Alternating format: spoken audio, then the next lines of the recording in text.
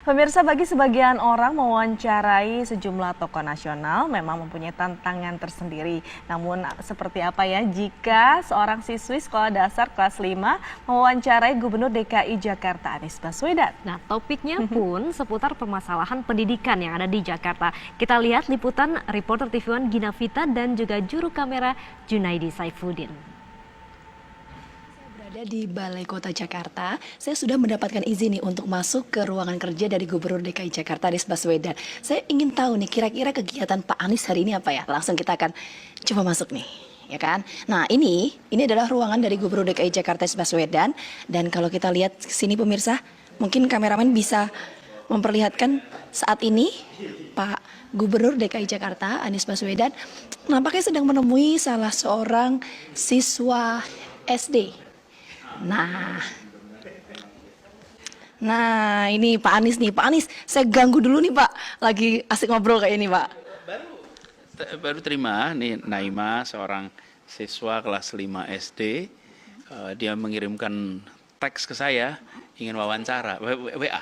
Kirim WA, mau wawancara, terus akhirnya hari ini kita wawancara. Barusan dia, ini tugas sekolahnya dia. Baru Tugas sekolah? Tugas sekolah. Iya Naima ya. Oke. Sekolah soal pendidikan ya tadi. Oke. Tadi ini wawancara soal apa aja Pak Anies? Naima ada yang cerita. Oh, Naima dong. Sinilah Naima. Boleh lah. Jadi saya ada tugas di sekolah saya tentang kualitas edukasi dan saya ingin tahu lebih banyak tentang kualitas edukasi di Indonesia. Apakah semua orang di Indonesia punya akses, spesifiknya di Jakarta. Usia 11 tahun, kelas 5 SD Pak. Bisa berpikir atau bisa menulis konsep seperti ini idenya dari mana? Ide saya dari UN, United Nations, dari SDG Goals-nya, Sustainable Development Goals yang UN sudah sediakan. Dan saya ingin tahu juga bahwa di Indonesia itu apakah berlaku tujuan-tujuannya UN. Seperti kualitas edukasi SDG nomor 4. Kalau Pak Anies sendiri nih, ini kan kalau bisa dibilang usia 11 tahun, kelas 5 SD, bisa berpikir se-analytical seperti itu. Bapak melihat potensi dari siswa SD ya, pelajar saat ini seperti apa? Kalau melihat dari sosok Naima? Ya, tentu Naima adalah satu contoh kasus yang baik. Dan tapi pertumbuhan anak itu berbeda-beda dan tidak bisa disamakan. Justru kita harus memberikan ruang yang cukup untuk pertumbuhan yang bervariasi itu. Ada yang pada usia muda sudah tumbuh pesat, ada yang ketika mulai usia belasan tahun baru mulai tumbuh. Lalu minatnya pun berbeda-beda. Ada yang punya minat pada pendidikan, ada yang punya minat pada bola basket, ada yang punya minat kepada robot. Jadi tidak berarti satu minat dibanding minat lain itu lebih baik dan tidak. Justru yang penting adalah kita berikan ruang. Ini contoh, dia memiliki minat pada urusan pendidikan, mau bikin penulisan, lalu orang tua dan gurunya mensupport. Oke, itu yang penting. Jadi, tapi jangan sampai juga terus orang tua dan guru bilang, udahlah, kamu tuh masih kelas 5, buat apa sih ngomongin soal pendidikan? Nah, itu yang nggak boleh. Mungkin Naima ada yang mau disampaikan sama Pak Anies nggak? Coba apa yang mau disampaikan? Malah bingung ya pertanyaannya. I want to be like you when I grow up.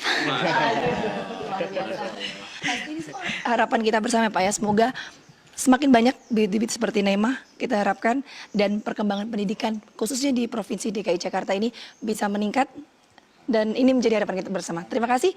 Sampai ketemu lagi Naima. Nah itu tadi sedikit perbincangan kami pemirsa dengan Gubernur DKI Jakarta Anies Baswedan dan juga Naima, ya kan salah satu siswa yang ada di DKI Jakarta sudah mengintip kegiatan Pak Anies. Dan demikian pemirsa, saya Gina Vita, Junaidi Saputra, TV One mengabarkan. Seperti apakah siswi kelas 5 SD Naima Malika Syafari mewawancarai Gubernur DKI Jakarta Anies Baswedan? Ini dia kabarnya untuk Anda. Does Kartu Jakarta Pintar reduce the number of children who still don't have access to education? Yes, indeed. Yes. So there are many of our young individuals who are no longer within the school system were going back to school through Kartu Jakarta Pintar. And the approach is when they are provided the fund through Kartu Jakarta Pintar, they can use the fund to do training so that they can get proper jobs. But on the other hand, they also have access to certifications program equivalent to high school educations. And we are grateful that this approach has been instrumental in reducing the number of high school age young individuals to be in school. As you said earlier, some kids, when they cut the school and their school age, they usually don't want to get to school because they're embarrassed that they skip their grades and they're sometimes lazy to go back. Don't the parents encourage them, or do they not tell them to do it? Like, there is KJP and KIP. Do the parents go say, "Hey, you should go to school. There's this program. You should do it so you can get a better education," or do they not care about their child's education? If they don't do the governments actually help them encourage their kids? Do they give them well, not a punishment, but does the law say that the parents should actually encourage the kids? Number one, it is mandatory to be in school. So parents and school leaderships were encouraged to invite anyone who are not within the school system to join education. So because it is mandatory to be in school. Now, on the other hand, some individuals, case by case, have limitations, have restrictions that enable them to easily go to school. Most cases, it's because of economic situations. That's why we intervene by providing financial support. Even if the school is free, the transportations to school sometimes it's not free.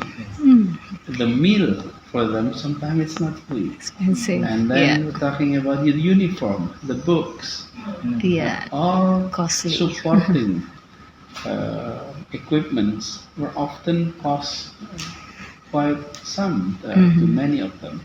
So our approach is by providing them with financial support so that they don't have to spend anything from their pockets to enable their kids to be in school.